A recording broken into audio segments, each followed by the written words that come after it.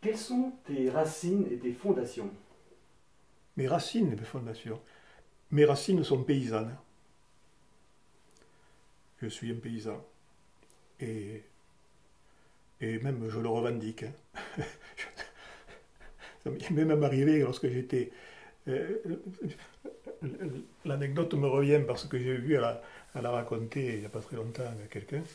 Lorsque j'étais militaire, j'étais dans l'artillerie et donc il y avait, quand on est service militaire, on commençait par 2 mois qui étaient les mois de classe et après il y avait un examen pour devenir, nous on était toute une série de sursitaires là, il y avait un examen qui permettait après d'aller un peu plus loin.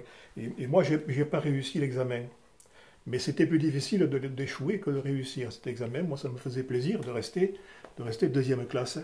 Et alors on m'a mis dans un bureau. Et le capitaine m'a dit, mais enfin, la prochaine fois, il faut que tu le présentes à l'examen parce que deuxième classe, c'est bon pour les paysans de l'Aveyron. Et moi, je lui ai dit, moi, je suis un paysan de l'Hérault. Est-ce que tu peux préciser justement d'où tu viens dans l'Hérault? Alors, de Saint-Just, à côté de Lunel, la petite Camargue. Qu'est-ce que tu peux nous dire de tes parents? De mes parents, je dirais que c'était aussi des paysans, bien sûr, que je considère, je dirais même, nous considérons, mon frère, ma sœur et moi, que ça a été de bons parents. Et, et puis, c'est tout, quoi. On ne peut pas dire mieux, je pense. Je sais que je leur dois beaucoup. Voilà. Et qu'est-ce qui t'ont appris justement? Est-ce qu'ils m'ont appris? Beaucoup de choses, hein. Le sens du travail, le sens de la joie simple. De la joie simple, parce on n'était pas une famille très, très riche, bien sûr, loin de là. Donc on savait apprécier les petites joies. Je dirais, pour faire un peu emphatique, ils m'ont appris à avoir des rêves à hauteur d'homme. Ouais. Et ils sont morts l'un et l'autre, depuis ma mère depuis 10 ans et mon père depuis 14 ans. À un âge avancé. Voilà. Donc, tu dis qu'ils étaient paysans, donc ils travaillaient à la ferme, c'est ça? Ils avaient une ferme? Et, la vigne. La vigne pour commencer, et ensuite les arbres fruitiers, parce qu'en 56, la vigne a gelé, donc il a fallu se diversifier. Et alors ils se sont orientés vers les arbres fruitiers, les fruits, les légumes, enfin, etc. Donc un travail qui est, qui est dur. Et du coup, nous, les vacances, on avait de quoi s'occuper, hein, mon frère et moi. Quel enfant tu étais toi justement? Quel enfant j'étais. Quand je suis né, j'étais le plus beau bébé de ma rue. Ouais. Alors je ne suis resté ni bébé ni beau. Non, je crois que j'étais un enfant studieux, sage, mais très indépendant. Et je le suis resté.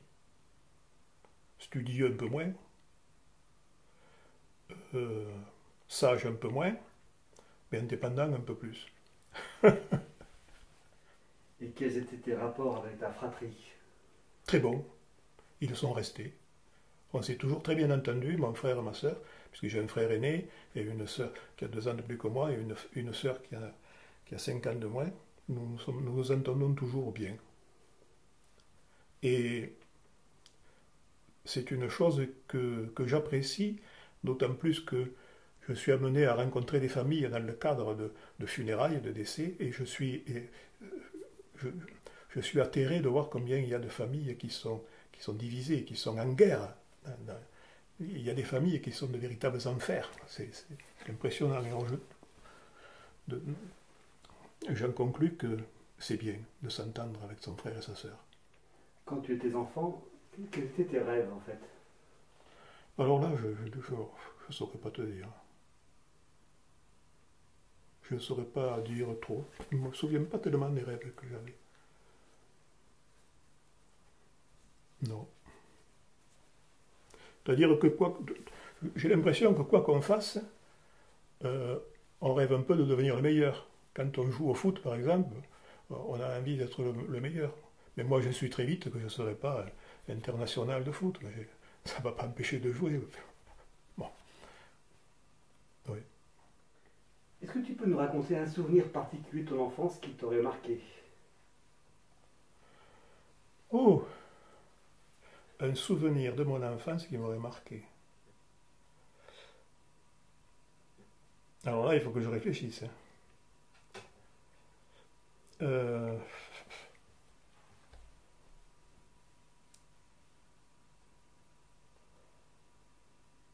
alors, il y en a des souvenirs de mon enfance qui m'ont marqué. Ça peut aller jusqu'à l'adolescence. Hein. Oui, oui, l'enfance, oui, ouais. Non, je n'ai pas tellement de... C'est difficile de sélectionner un souvenir qui est marqué. Parce qu'au fond, je crois que ce qui marque le plus, c'est ceux dont on ne se souvient pas. Je ne dis pas ça pour botter en touche, mais je le crois sincèrement. Je crois que oui, que ce qui nous marque le plus, c'est ceux dont on ne se souvient pas. Ceux dont on se souvient un peu, c'est l'écume. Hein, ouais. Je pourrais raconter qu'un jour je suis allé à l'école sans mon cartable, bon. Mais c'était un drame pour la famille, pour moi ça ne l'était pas. Voilà, je pourrais raconter des trucs qu'un jour mon frère et moi on s'est coupé les cheveux et il a fallu pour égaliser la situation qu'on nous rase le crâne presque entièrement, aux grandes dames de ma mère, évidemment. Après, bon, mais le souvenir, c'est pas... Ce ne sont pas des souvenirs, ce sont des anecdotes qu'on raconte pour rigoler. Tu te souviens quand tu étais enfant, si tu rêvais de faire un métier particulier? Non. Oh, j'ai dû rêver de beaucoup de choses. Enfin, tout à l'heure, on a parlé là, de travailler la vigne, le bois, enseigner, oui, c'est des trucs qui m'auraient intéressé, oui. Mais bon. Tu aurais pu reprendre le métier de tes parents? Non. Non, parce que c'était pas... Je fais partie de la génération des enfants dont le travail de la vigne était quelque chose de pénible pour leurs parents. Et donc nous, nos parents, je dis nous parce que c'était toute la génération, nos parents disaient surtout travaillez bien à l'école pour ne pas être obligé de travailler à la vigne. Et donc ça n'a jamais été la perspective. La scolarité, quel élève tu étais toi? Alors au primaire, j'étais un bon élève. Et après? Après, un peu moins bon. À partir du secondaire, j'étais un peu moins bon.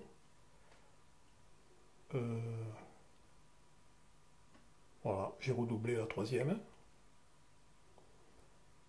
Et après, ça allait mieux. Et tu peux nous raconter un petit peu ton parcours scolaire global? Eh bien, le primaire à Saint-Just, à l'école de Saint-Just. Le secondaire dans un collège qui s'appelait, collège-lycée qui s'appelait Petit Séminaire à l'époque, où j'étais pensionnaire jusqu'au bac. Et après, séminaire, tout. Est-ce que tu peux nous dire, nous raconter comment tu es passé d'un enfant qui avait la foi, j'imagine, au choix d'entrer dans le séminaire et de devenir prêtre? C'est simple. Effectivement, j'étais un enfant de famille chrétienne, catholique. Et un jour, enfin, j'ai entendu, j'ai lu dans l'Évangile une parole de Jésus qui disait quand tu invites quelqu'un, n'invite pas ceux qui peuvent te le rendre, mais invite les autres. Donne sans espérer en retour, aimer sans attendre d'être aimé. Et j'ai trouvé que ça c'était intéressant, quoi. Que le mec qui disait ça, c'est quelqu'un qui valait la peine d'être d'être connu, aimer vos ennemis. Moi, je trouve que c'était totalement en rupture avec ce que je voyais, moi, vivre autour de moi, et donc ça me plaisait.